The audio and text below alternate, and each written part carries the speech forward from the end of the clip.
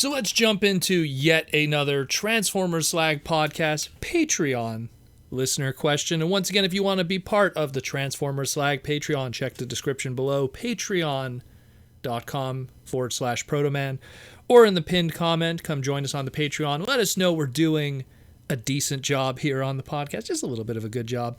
What does the Patreon get you? It gets you your name in the end credit scroll at the end of every segment moving forward. It gets you access to the Transformer Slag podcast Discord, where you see the news break right there first, as well as cool stuff to download, rare Transformers lore, deals on Transformer product. We keep track of all the little stuff that's going on to make our hobby just a little bit cheaper for us. And of course, depending on what tier you're part of, you might even get a little something in the mail, in the old snail mail, a little prize in the mail. But most importantly, just like today, you also get the Patreon listener question to submit. And we got one here from the legendary Michael Koo, known as the Kooster. And Michael wants to know, hey there, Proto Man. Maybe this would make a good question. Love it or hate it, does the Netflix War for Cybertron series help sell more Transformer product? Well, I would like to believe so. I've been kind of vocal, hot and cold, how I felt about so far both Siege and Earthrise as it relates to the Transformer product and the storytelling that's being done there. Again, just go back and watch those reviews, both War for Cybertron Netflix Siege and War for Cybertron Netflix Earthrise, my reviews on them, to get the full story on that. But that being said, I do agree that they are helping sell product, but as they should sell product, probably even more so than some other things. And it's mostly, circumstantial and situational, if anything. Look, any Transformers show in the past, before we just became inundated with too much content, too many channels, too many streaming services, YouTube and everything like that. But at a time when, you only had so many channels on a television. Remember when you had maybe at most 60 to 70 channels back in the 90s? Maybe if you were lucky, if you had basic cable at most. Those few shows that were on there were 21-minute to half an hour advertisements for product. And that's exactly what Beast Wars' job was, or Beast Machines, or Robots in Disguise, or anything moving forward, and even going all the way back to the 80s with G1 and G2. So, as it should. But I feel even more so, it's selling more product because War for Cybertron exists as this entity during a time when people are stuck at home, as of this recording. This is going to be a very weird thing that's going to age years later, I imagine. But as of this recording, people are stuck home because of the Big V, and their escape really is binging through Netflix content. And people who were not Transformer fans, but were, sci-fi buffs or enjoyed, even the most casual person that enjoys going to see the Marvel movies or enjoys watching a Star Wars flick once in a while, but they wouldn't consider themselves deep into that kind of culture. They'll be like, hey, I liked Transformers as a kid. What's this, Netflix War for Cybertron 6-episode thing? I could binge that. And sure, there's people that are going to watch it and go, this isn't for me. But equally, there could be just as many people who are not fans that are going to watch it and go, oh, that was pretty interesting. And then because the Netflix series toy line, as well as the basic product of Siege and Earthrise, is readily available at Walmart, these same individuals, when they're doing their tour of Walmart to do their shopping or whatever, they might, they might come across that Optimus figure that they saw on the big screen and go, oh, I saw that. Oh, that's kind of cool. And then they get their first cigarette. And then they smoke their first cigarette. And before you know it, they're addicted to plastic. And that's just kind of the way it is. As it should have helped sales, and I believe it did in a lot of ways.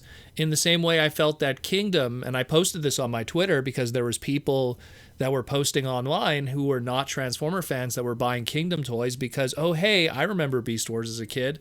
I'm going to pick this up. And that's kind of what happened. And I imagine the same thing probably happened with War for Cybertron and its trilogy.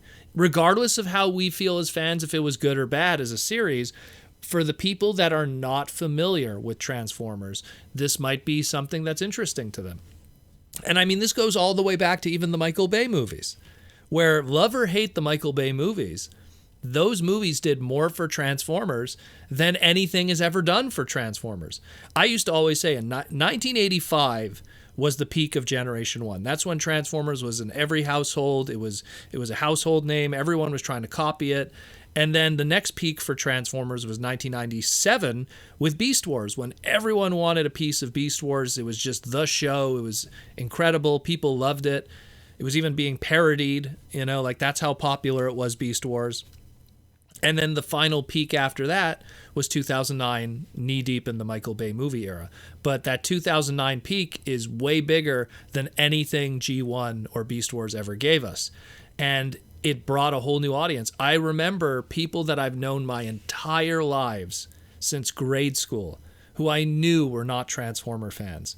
And after that movie came out, and Jaws D knows exactly who I'm talking about. I'm not saying Jaws D. Jaws D always was a fan too. But we know who we're talking about here. Close friends that we know personally.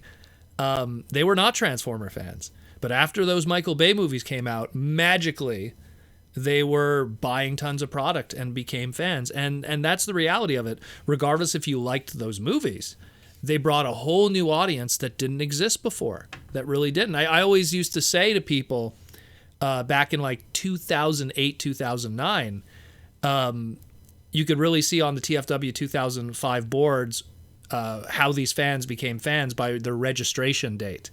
Because you had, TFW 2005 started in 2001, 2002, and you could see the join date for most people came after July of 2007. It was very interesting. And I could even say the same for a Facebook group that I used to run. It doesn't exist anymore, but I used to run a Facebook group called the Montreal Transformers Fan Facebook group here in Montreal, and we had 14 members prior to 2005, 2006, 2007. When the hype for the movies came and then the movie came out, it exploded. Of course, that group has been long gone and Facebook has changed since 2007. But the point, what I'm trying to get at is, yes, for sure, Netflix War for Cybertron helped sell toys, as it should, because that was its goal and its intention. And it was such a great platform because everyone has Netflix. Everyone is looking for the next thing to binge. I mean, even my own sister, it's always like, hey, I'm bored. What should I watch? Like she looks to me for recommendations. And it's because that's kind of the culture. They're stuck at home on a Saturday night and they got hours upon hours to do whatever they want sitting in front of their television.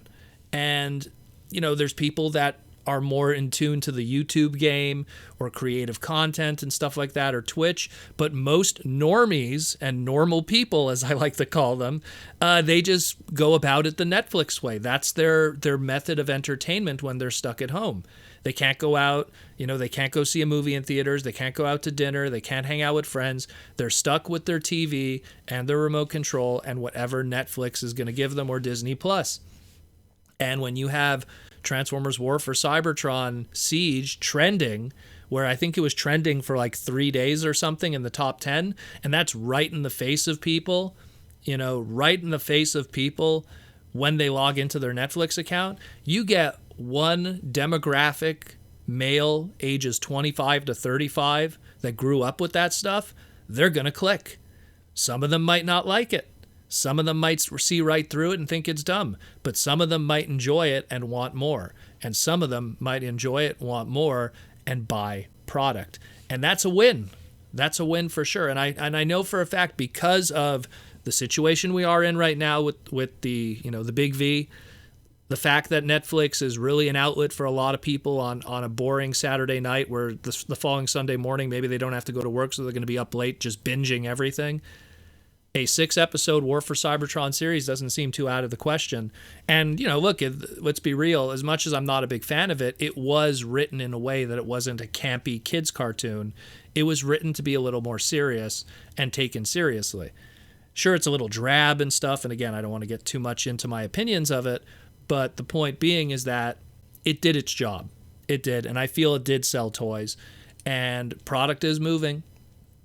Product is moving, and a lot of people that I know that weren't Transformer fans are Transformer fans now because of both what's going on with the new product right now, the return of Beast Wars for 90s people, and of course, more importantly, what the Bay movies did all those years ago. So as it should, just like it was the job of Armada to sell product, just like it was the job of Beast Wars to sell product, just like it was the job of all of those.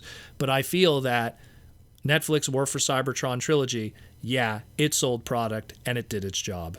And thank you for the question, Michael. I hope that answers it. And I'm curious, is there anyone that's listening that's new to the podcast, maybe discovered the podcast after the Netflix series, but is there anyone that was influenced by it? Like, did they not buy Siege or Earthrise product, but then when they watched the show, they all of a sudden went, you know what? Now I kind of like that Optimus design, or now I like that Megatron design, or now I want to own that Alita figure. Like, did the show kind of influence your purchasing ability? I know for me, I'm guilty of that all the time. Sometimes a toy line will come out of TFs, and I'll be like hot and cold on some of the characters, but then I see them in the show, and then it's like, ooh, okay, now I want that guy. So, it does its job. It fleshes out everything. So let me know what you think. Let me know if you feel the same way I do, or if differently. You're welcome to your opinion. And if you want to be part of the Transformer Slag podcast Patreon, again, patreon.com/Protoman. Come join us. Check the description below. Check the pinned comment. And rock out with your fellow Cybertronians.